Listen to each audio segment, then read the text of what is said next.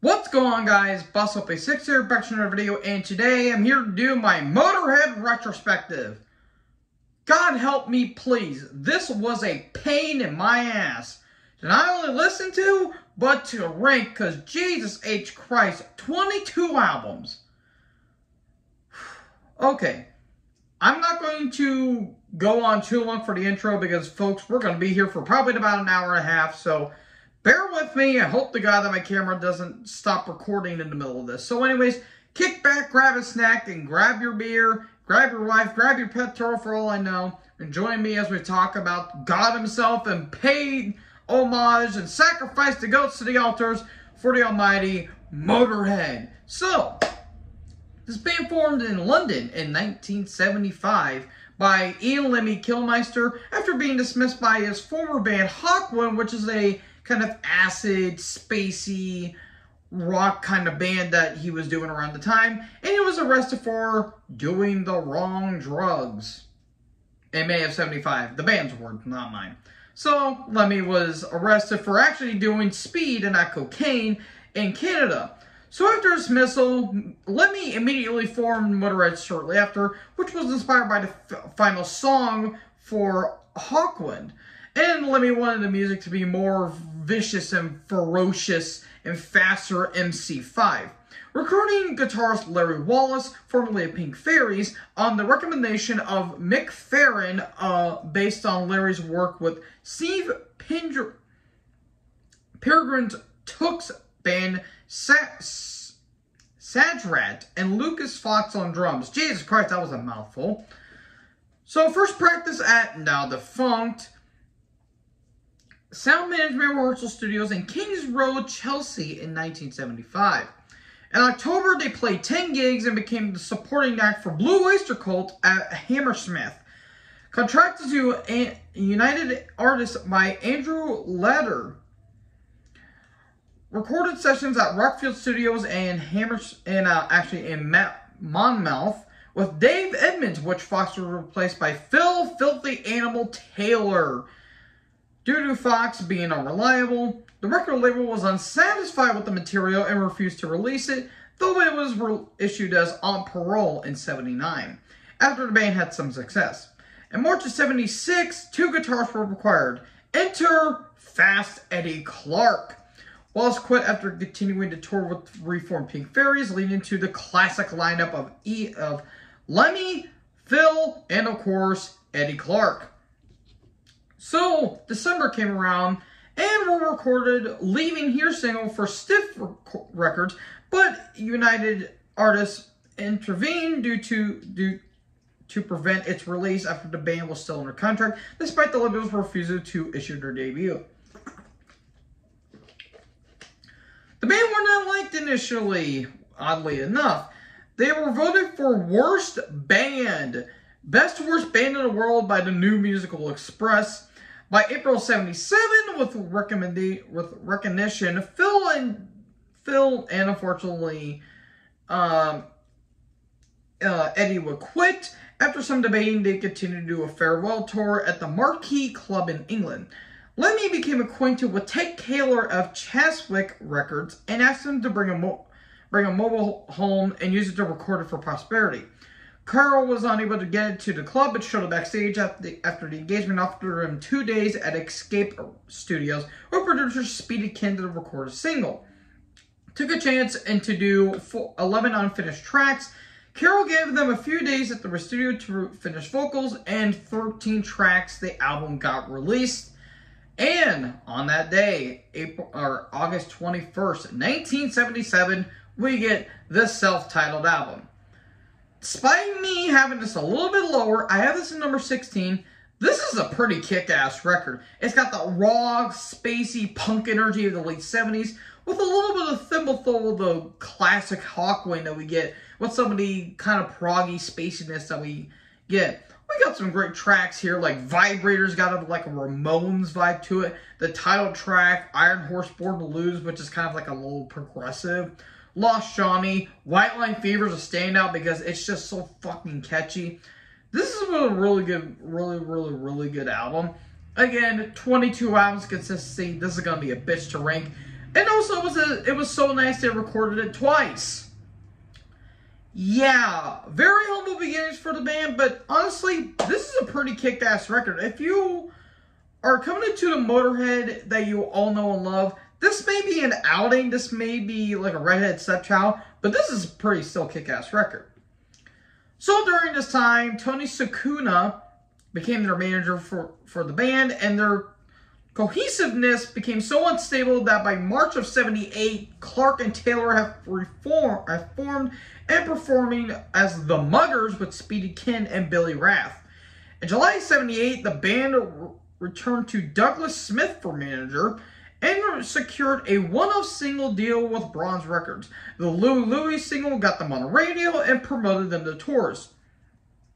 The success of the single led to Bronze extending their contract, this time with legendary Rolling Stone producer Jimmy Miller as producer at Roundhouse Studios. So, March 24th, 1979, Overkill. Number 5. Folks, what can I say about the album that has already been said? This is a classic album. If you were getting into speed metal, this is one of the many few albums I would start to get into, and then just immediately go to bands like Racer X, Anvil, and so many other bands that are into the speed metal stuff. You got classics. You got the classic Overkill, which, for those of you extreme and like thrash bands that play the just chaotic double bass, you should pay your fucking royalties, and you should own your entire career to Phil Filthy Animal Taylor, because this dude kicked into third gear on this album. I Won't Pay Your Price, Tear You Down, the classic ending of Limb for Limb, Stay Clean, I'll Be Your Sister. My favorite track, though, is the classic Damage Case that was actually done by Metallica. And for those of you who don't know, Metallica and Lemmy actually became good friends when they actually were, when they were touring with them. But folks, this is a classic album. It was top 5 without a doubt after listening to this album. So it was their most popular album up until this point. During July and August, except for a break to appear at the Reading Fest, they began working on a new album. And, well, October 27th, 1979, Bomber. Though it is rushed, and I do have this at number 15, this is still a pretty kick-ass record. It is a bit of a step down in quality a little bit because of how awesome Overkill was. But this wasn't a peak. This was a plateau as to the awesomeness we were going to get in the next album. But this is actually a really, really, really strong album. And it features the classic steel playing that the band would do as sets. But you got Poison. The title track is one of my favorites. Step Down, which actually has, I think, Phil Taylor doing vocals, which is actually pretty good stuff. Sharpshooter, Stone Deaf Forever, these are great tracks. Again, you're following up Overkill, kind of a step down a little bit, but this is a really kick-ass album. I highly recommend it. Again, kind of an underrated album in some ways. So the Bomber UK and Europe tour was supported by the legendary Saxon, who I would definitely be doing a retrospective on them in the near future. During the tour, United Artists put together tapes recorded during the Rockfield studio sessions in 79-76, and released as On Parole. May 8th, 1980, while the band was touring in Europe, Bronze released The Golden Years, which sold better than the previous albums, believe it or not. August 20th, the band filmed a 40-minute slot along with Girl School's 20 minutes performing at Nottingham Theatre Royal for the Rock Stage program. During August and September of 1980, the band were at Jackson Studios in Ricksman Worth with producer Vic Mail. And then, November 8th, 1980, Ace of Spades was born. Number 2. This was almost my number 1, but there's one album I think is a little bit better. What can I say about this album, folks? This is a legendary album. You have the title track, The Hammer, Dance, Fast and Loose, Chase is Better Than Catch, We Are the Road Crew, Love Me Like a Reptile, Live to Win, Shoot You in the Back, Jailbait. So many of these songs are still played till this day by other bands. And it is absolutely astounding that within 4 albums in, the band basically have their peak right here. But stay tuned, because they'll still make killer material later to come. But folks, this is an absolute classic. If you aren't jamming this album in the background while watching Tombstone, you are obviously doing something wrong. Old school metal masterpiece. If you're in speed metal, look out for Ace of Spades there, asshole. So, the UK tour Ace Up Your Sleeve was supported from Girls' School and Vardis.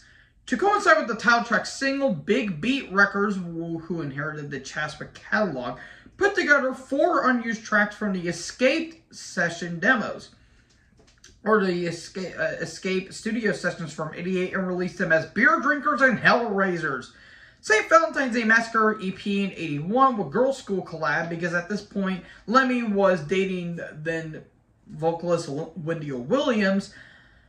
And then we'll get to what happened there in a little bit.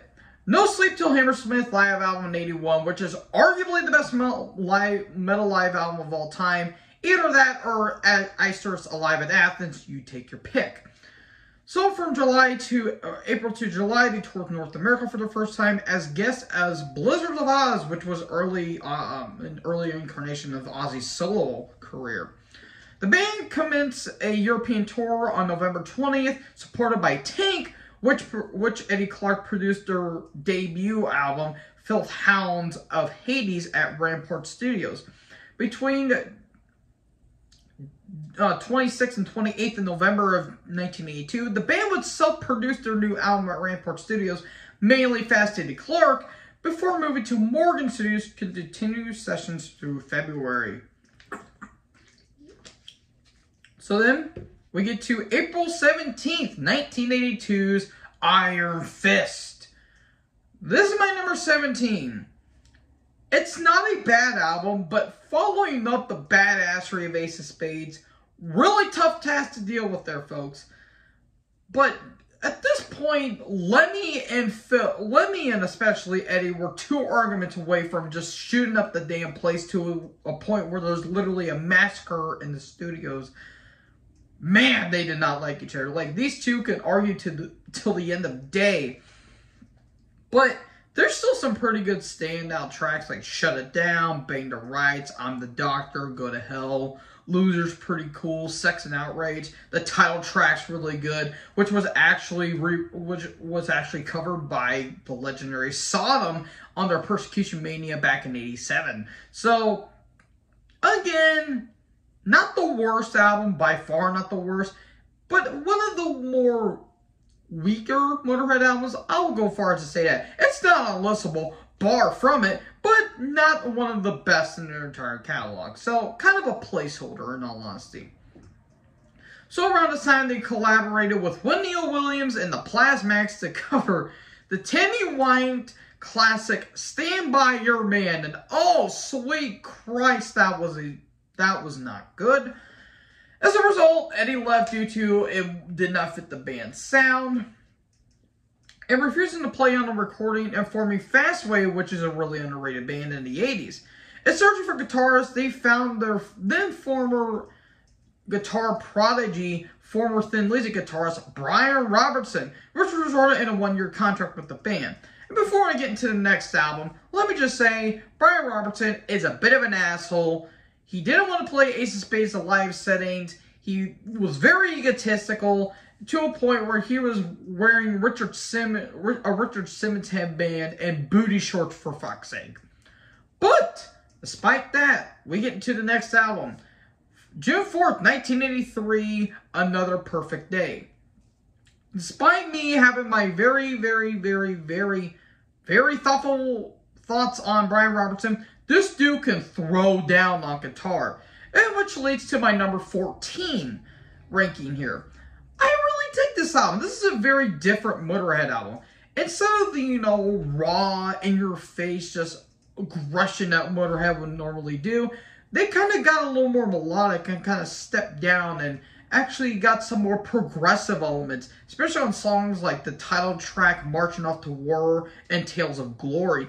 But there's also some different elements here. They kind of fuse the more progressive elements of Thin Lizzy and more of their bluesy stuff that they would get. Like Back at the Funny Farm, Shine, and I Got Mine. Especially one track, Mine, which I think is one of the standouts in Motörhead's entire catalog.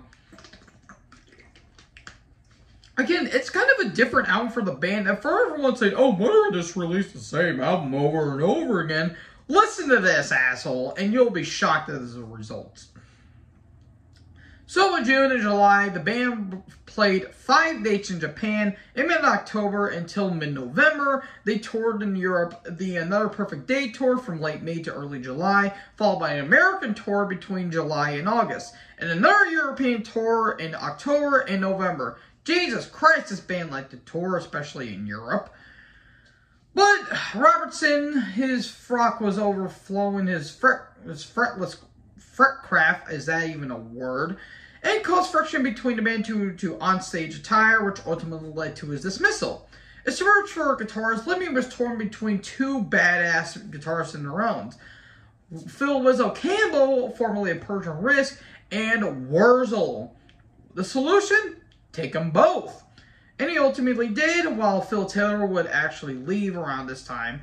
Before joining the band, Phil met former drummer for Saxon, Pete Gill, did some tryouts and eventually joined. Numerous tours later, they signed with GWR Records. Back to the recording studio they did August 9th, 1986, Orgasmatron.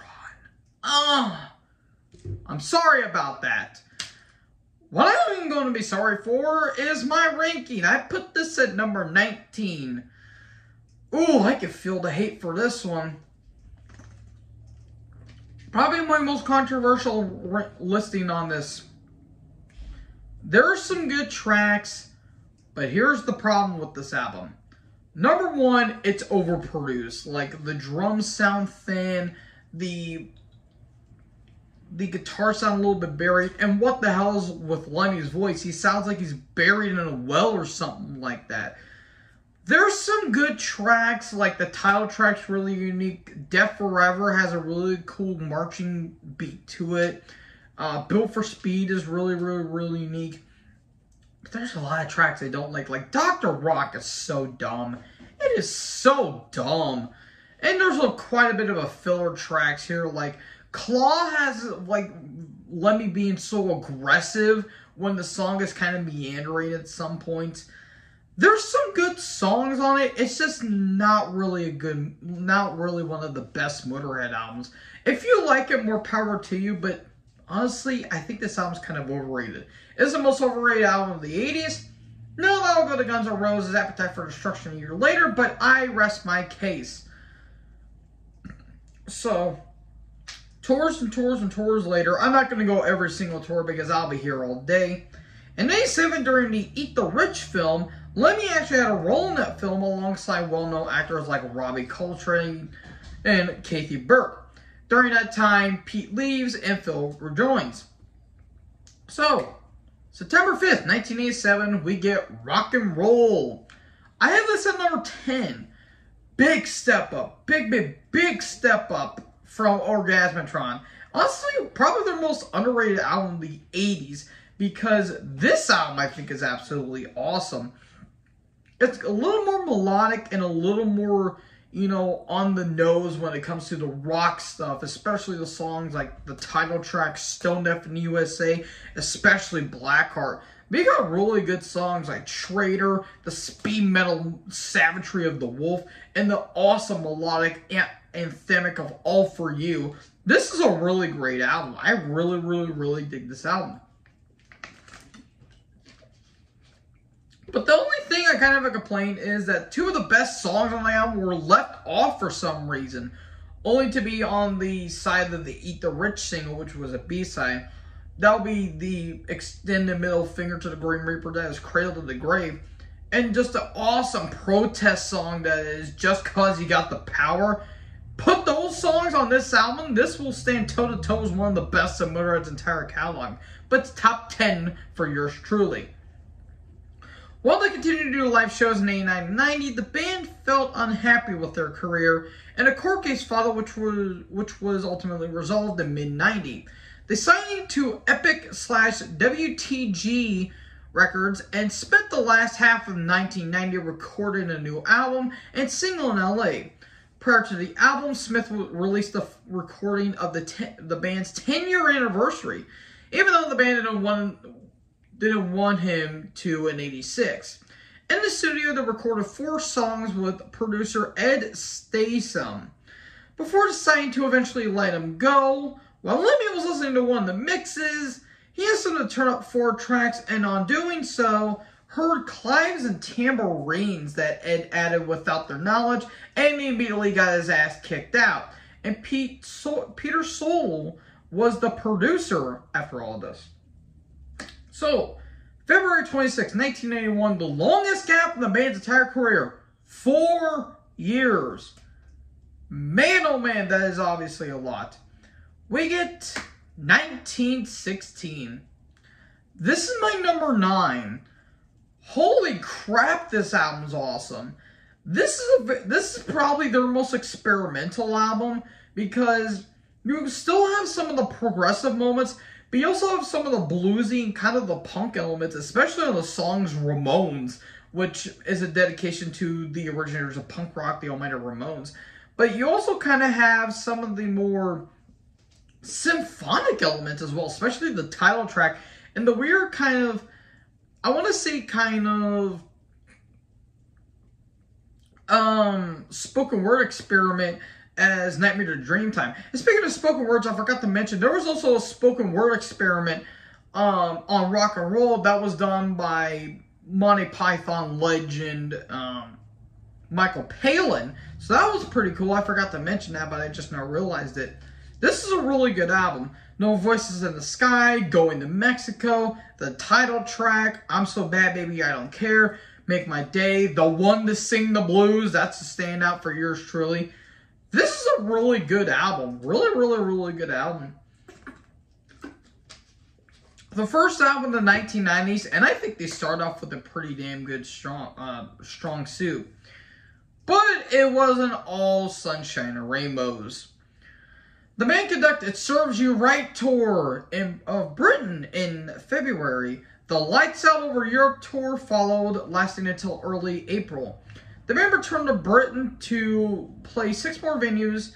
In June, the band played 5 dates in Japan, Australia, and New Zealand. Between July and August, they played across the states with Judas Priest, Alice Cooper, Metal Church, and opener Dangerous Toys on the Operation Rock and Roll tour. The band finished the tour with 6 dates in Germany during December.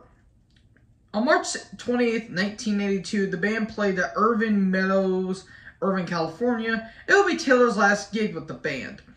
Band would have been wanting Lemmy to get rid of their manager, Doug Banker, for some time, and after a solicited visit from Todd Sangerman, who insisted managing them despite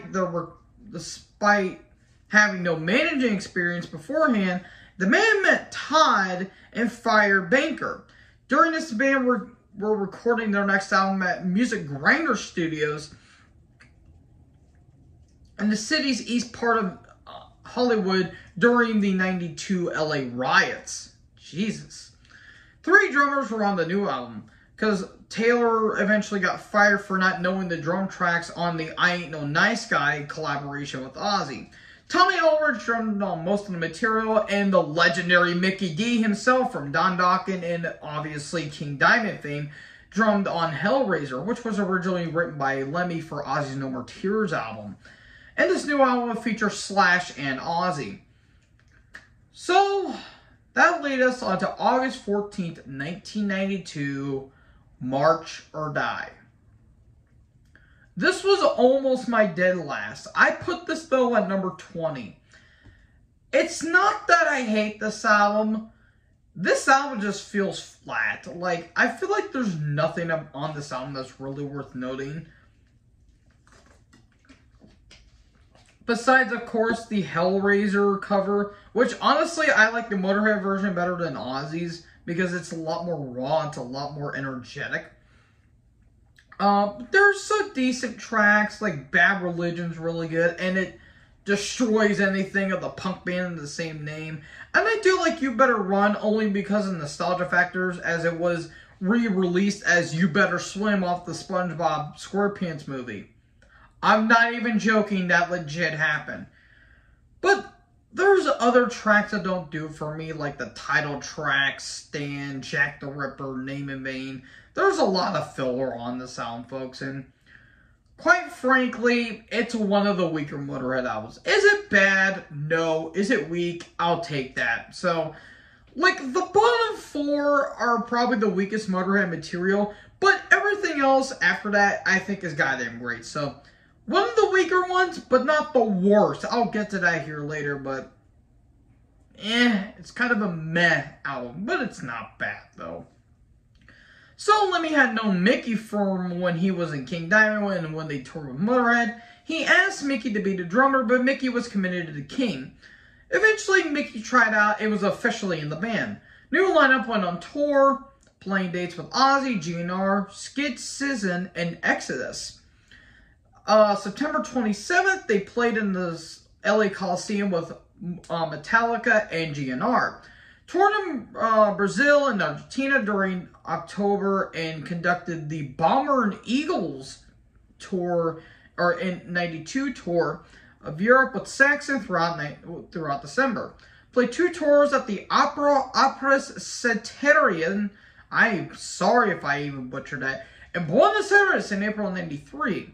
He toured in Europe from early June to early July, my apologies. Returning to the States to play 1 show at the New York Ritz on August 14th. A new producer was sought out for the band's new album, and eventually Howard Benson became the man of the hour, who would produce the next 4 albums. Recorded at A&M Studios and Primetime Studios in Hollywood, they signed with ZYX Music Records. November 23rd, 1993, we get Bastards. This is my number 5. Holy Christ. Come off an album as weak as March or Die, they literally had to say, you know what, fuck it. Balls to the wall, we're going to do this our way, and if you don't like it, piss off, poser. Jesus, Lord have mercy. The new just shot in the arm adrenaline of Mickey D made this album even 50 times better because, good Lord almighty, this album is absolutely fantastic. The production is glorious throughout. Just awesome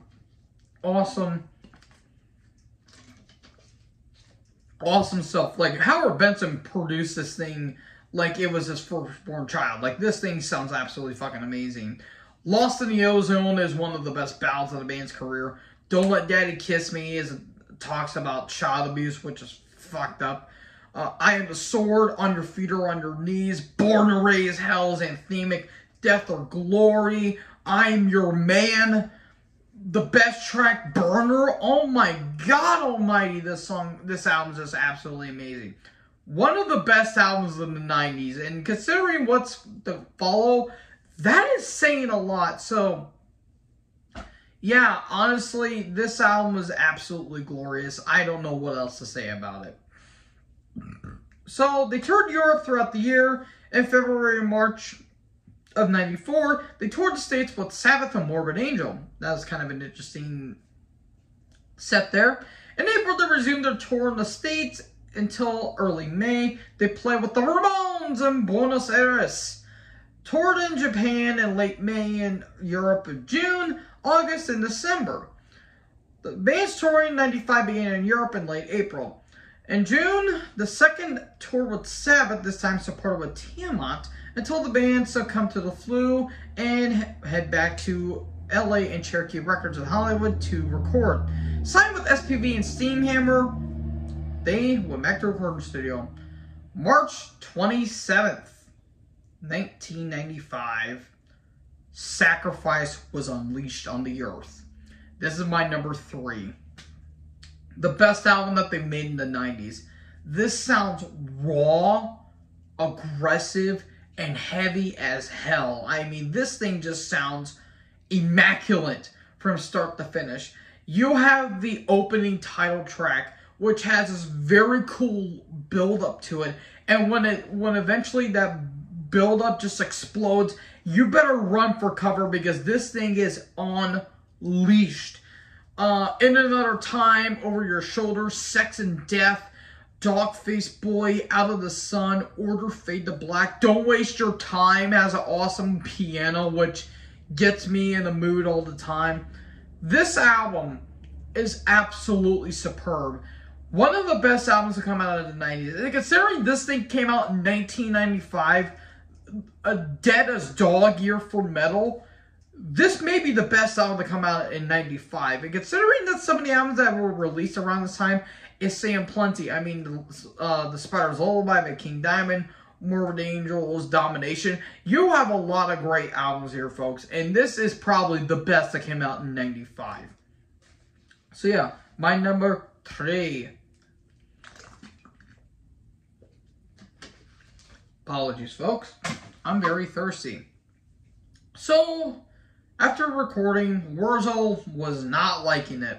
He eventually left the band after frustration with the band, especially Lemmy, because Lemmy said that Wurzel was accusing him of stealing his money, even though Lemmy says that's bullshit. The band decided to be a 3-man lineup once again, and the modern lineup was a thing now. And a tour of Europe was performed throughout October and the first 2 days of November.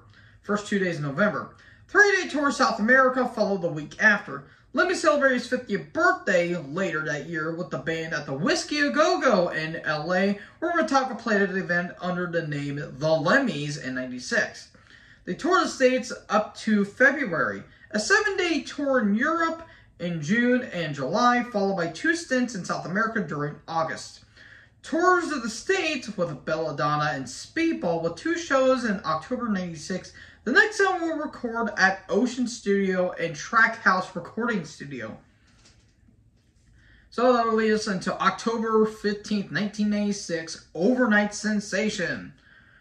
How do you follow up the just standout Sacrifice? A mediocre follow-up. I have this at number 18.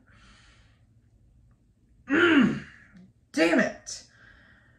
Again, I don't hate this album. It's just, my God, you're coming off Sacrifice. You need to be like All Guns Blazing. And unfortunately, 2 of the guns only had fucking paintballs in them because the production got a little bit weaker. It sounds thin. Okay, granted, Phil Campbell felt burned the fuck out on this album. Not only recording his ass off on Sacrifice, but I think also they did a little towards Slayer. He felt burnt out. And also Mickey D went on the record saying that, well, the impact that Wurzel left, and after he left, it kind of felt like we were directionless. And honestly, I could say that too. And not to mention, where was Lemmy's mustache during this recording? Lemmy's mustache didn't even want to be part of this recording. It's not a bad album. It's just you're following Sacrifice, and that's a very tall task. There's some good songs like Listen to Your Heart, Crazy Like a Fox. The title track's cool. 2 standouts though was Civil War and the just speed metal, just merchant that is Them Not Me. But this album just didn't click. I mean, again, it's not a bad album. It's just you're following Sacrifice, and that's a very tall task. But again, still a recommendation. They concluded touring with 13 dates in Germany during 97. They toured extensively, beginning with the first leg of the Overnight Sensation tour in Europe at the London Astoria, where the guest musicians were Todd Campbell, Phil Son on Ace of Spades, and Eddie Clark on Overkill. European tour lasted until March. Tours in Japan and an American tour with Wasp. I think they were doing their the Kill Fuck Die album, and they were doing that tour there. And I think there was, I can't remember what it was, but I remember somebody telling the story where Lemmy couldn't do his part of the set because of what Blackie did I think when they were still doing like their kind of like emo shit where they cut the head of a pig and I think they like night fucked a nun or something like that. It was so batshit insane, but I'll talk about more of that when I talk about Wasp in the near future. So tours in Europe and Britain, which ended in a show at Brixton Academy, which I remain famously known for, where Paul Ender, which is Lemmy's son, believe it or not, was a guest musician for Ace of Spades. 4 more dates in Europe or in Russia in October for the rest of '97. They were going to do a live album, but they decided to do a studio album first. So, March 10th, 1998, we get Snake Bite Love. This is my number 8. For an album to close out the 90s, this is a badass album. A lot of people say this is weak. I really disagree with that. Is it kind of them copying each other from what they did previously? Oh, absolutely. You listen to like thrashy barn burners like Dogs of War, catchy openers like Left for Sale, and you try to go for the trifecta bullshit in form of the title track with the kind of rock and roll balance.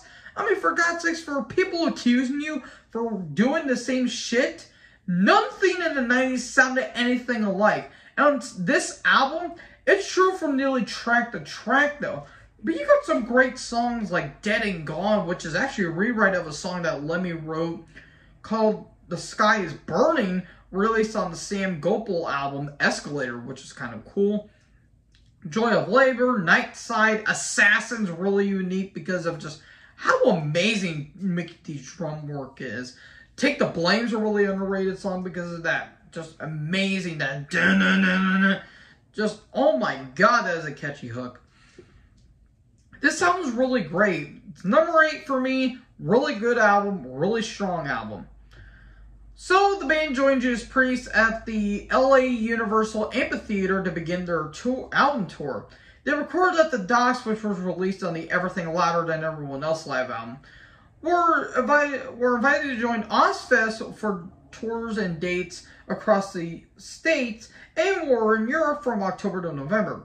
The first leg of the tour was dubbed Speak with Forked Tongue Tour, including the supporting bands Group Dog Drill, Radiator, and Psycho Squad. What the fuck is Group Dog Drill? I don't know who the hell that is. And Psycho Squad, which was fronted by Phil Campbell's son Todd. In '99, they made a tour in the States, but unfortunately, it was around this time where Lemmy almost died. He almost was in a comatose state when eventually he suffered diabetes. Jesus. But Lemmy, being the soldier that he is, he marched onto the field.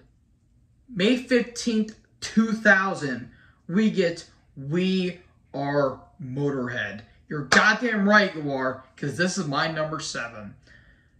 A way to start to the 2000s, and Jesus H. Christ, this album is absolutely awesome. It almost sounds technical. It's always, in terms of the drums, like the drums sound technical. Like Mickey D is just beating the shit out of those skins, especially on songs like the title track See Me Burning, and especially Wake the Dead. Just, oh my good goddamn.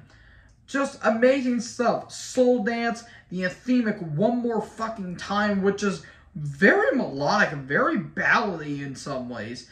We got Stay Out of Jail, which is probably Jeff Hardy and Sunny's theme song, but I digress. Out to Lunch. So many great songs, folks. This album is absolutely superb. I cannot recommend this album highly enough.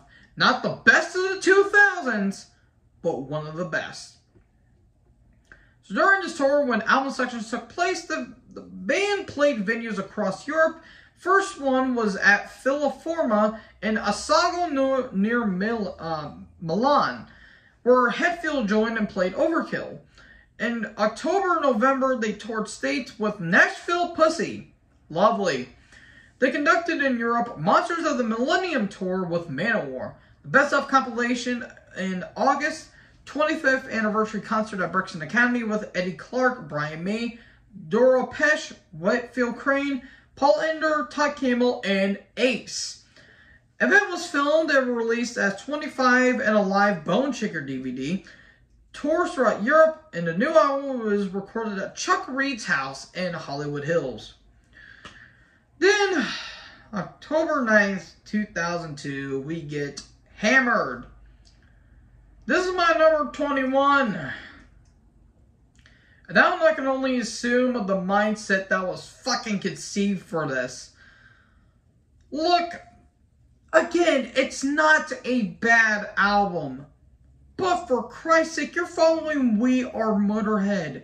How do you fuck this up? Again, I don't hate this album. I like this album. But you're following up We Are Motörhead. One of the best comebacks in all honesty. But man, this one's another blasé one. There's good tracks. Walk a Crooked Mile's alright. You got the bonus track, The Game, which became Triple H's theme song. And we got the thrashy Voices from the War. But everything else is just kind of weak. I mean, Dr. Love has a really good riff and really good moments.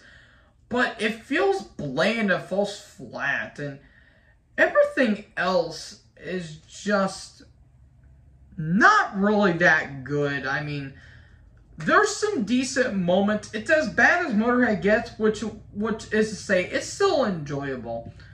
So, not a terrible album, but not one of the best either. So they gave one song performance at WrestleMania 17, which was the most successful WrestleMania pay-per-views for Triple H. And the second leg of the We Are Motörhead album in Manchester, they were supported by Goldblade and Pure Rubbish. I apologize for that. No, I don't. The Best of Motörhead was released in 2002. Numerous tours. Still Net Forever was released in 2003. And they would get producer Cameron Webb for this new album. And then, folks, July 22nd, 2004, we would get Inferno. This is my number one. I figured it was going to be my number one because after listening to this album, I remember listening to this album back in high school and falling in love with it. I fell in love with this album. I'm going to be completely honest. In my top 5 albums of all time. Period. I cannot express how much I love this album. 2004 was fucking stellar for metal. From this album, the Judas Priest reunion, Exodus, the Temple of the Damned, so many others. Metal was back.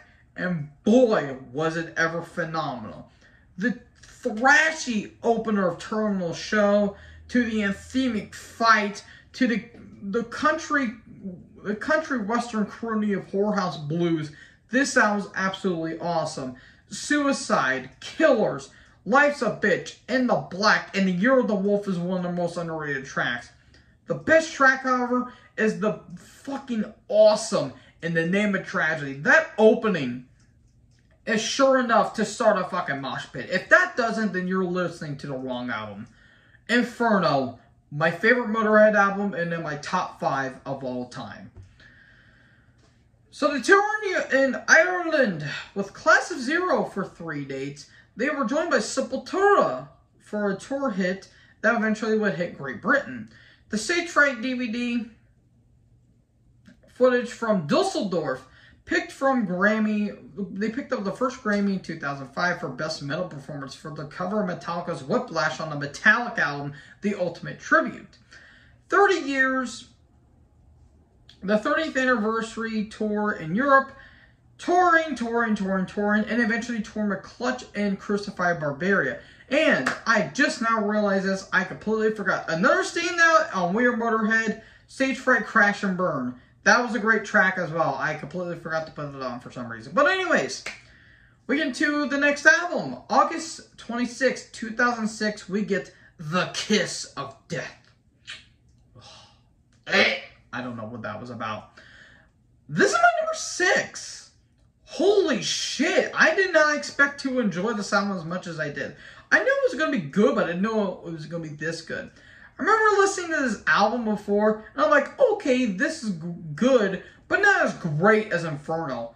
listening to this album again, I really underestimated how great this album is. And the people that said that the album after this was better, I would disagree. I think this album is fucking stellar. I mean, you got more of the more rock and rolls, like the more rock style to it, especially with songs like Trigger, Under the Gun, and even Sword of Glory. But the saying there isn't any heavy parts is to do it at the service. I just listened to Kingdom of the Worm. That is probably one of the most evil songs that they've ever done.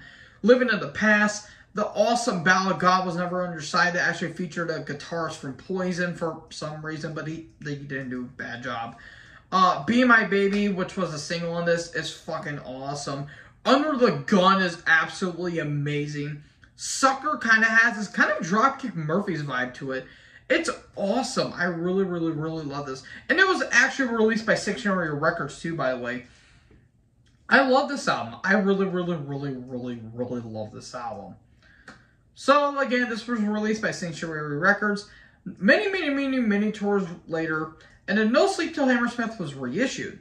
So then, that will listen to the next album.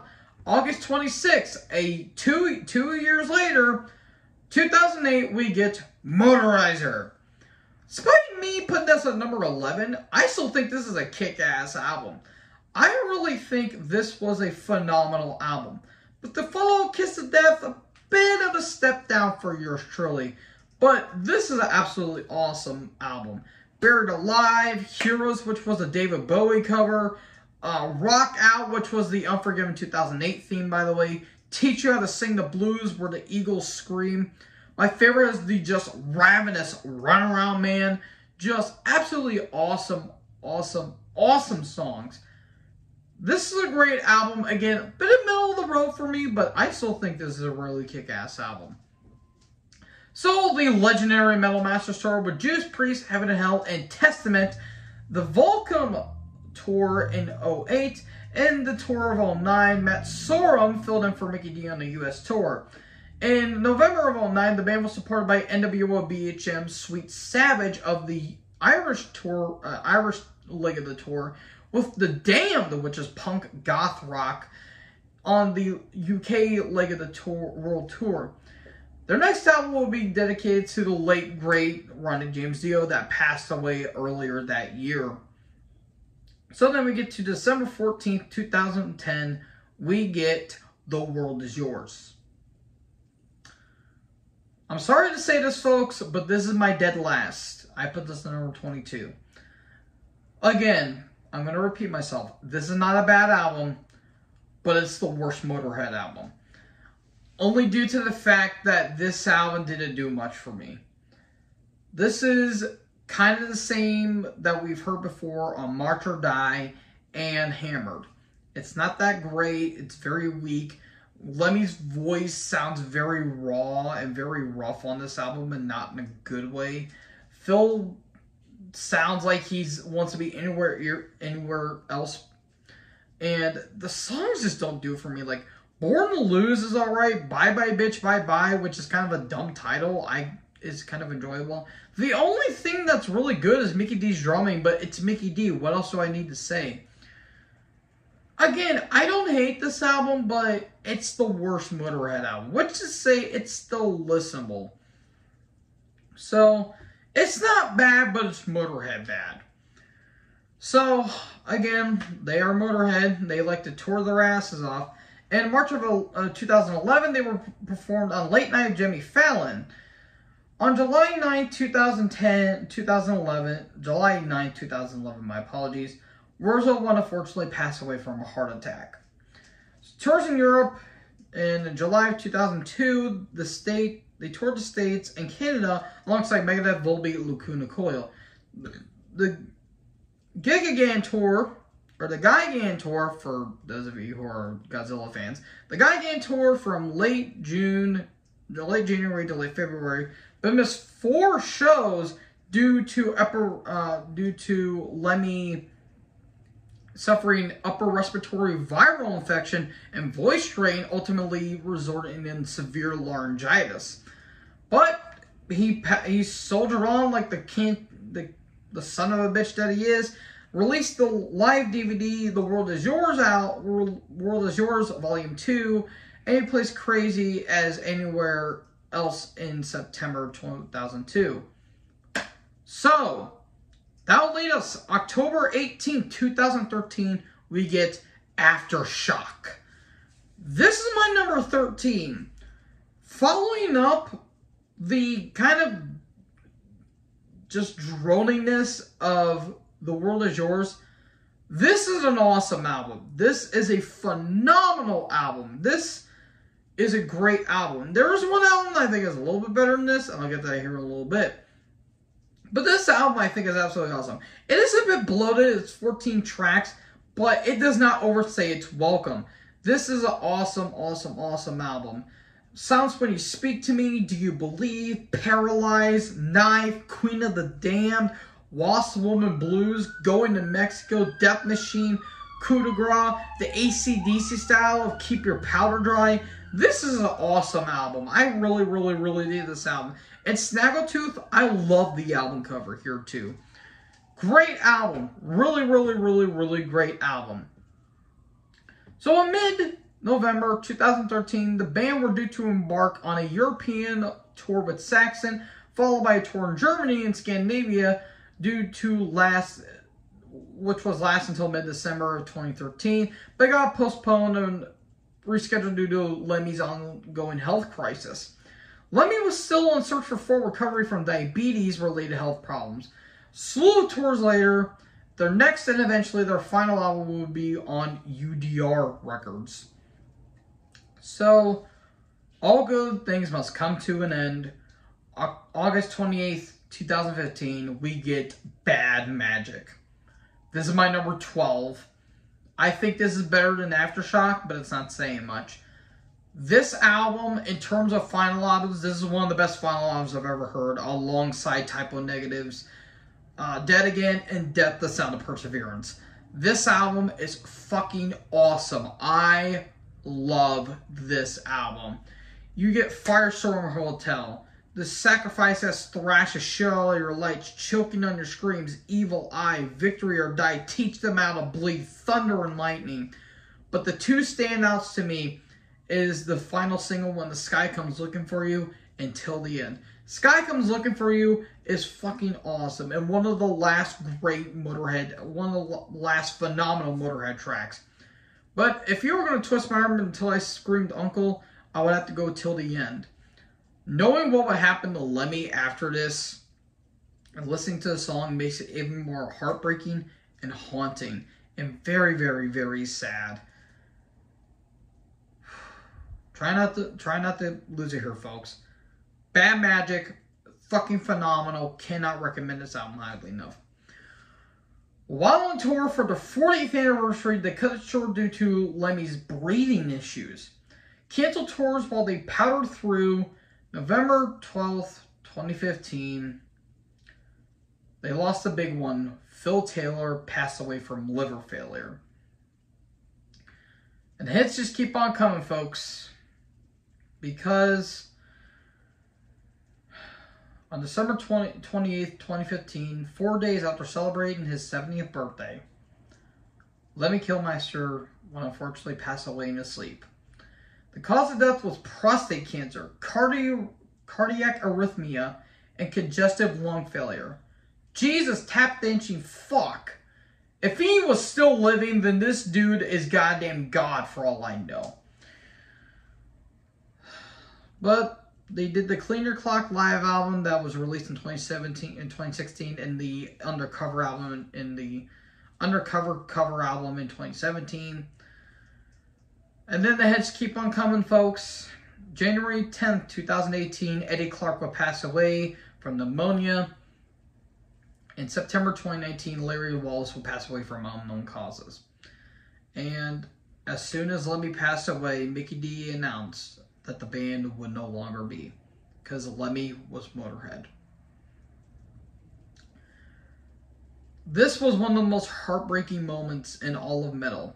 Not only Lemmy's passing, but the passing from Dio and so many other greats. Randy Rhoads, Chris Oliva, Chuck Schuldiner, so many great bands So many great musicians passed away due to the Grim Reaper. But let me clarify here. Lemmy didn't die, death got Lemmy. If this motherfucker was still alive, he'd be flipping off every demon and Grim Reaper that was coming after him. But eventually, the scythe and the demon comes knocking on the door. But that's it, folks. That was my Motörhead ranking and my retrospective. This was a bitch to do. But probably my longest video I've done yet. I was shocked that it went shorter than I originally wanted, but I wanted to do this so I can get this done out of the way. I do plan, I don't know, thinking about it, I'm probably not going to do my thoughts on the CM Punk and post-media scrum because that's been talked about to death. I'm not going to talk about something that's already been talked about, but I will be doing how I would book the World Title Tournament and all that stuff, so keep an eye on that. So, thank you guys for watching this retrospective. The next time I'm going to do my retrospective, we're going to go a little more evil, a little more darker, and talk about one of the best bands in the terms of death metal, the almighty Morbid Angel. So anyways, thank you guys for watching this video. Make sure you guys like, comment, subscribe, tap the little bell for more notifications. Join the herd. Talk guys next video. Godspeed Lemmy. Godspeed Phil Taylor. Godspeed Lemmy. Or Godspeed Eddie. God bless Motörhead. Peace out.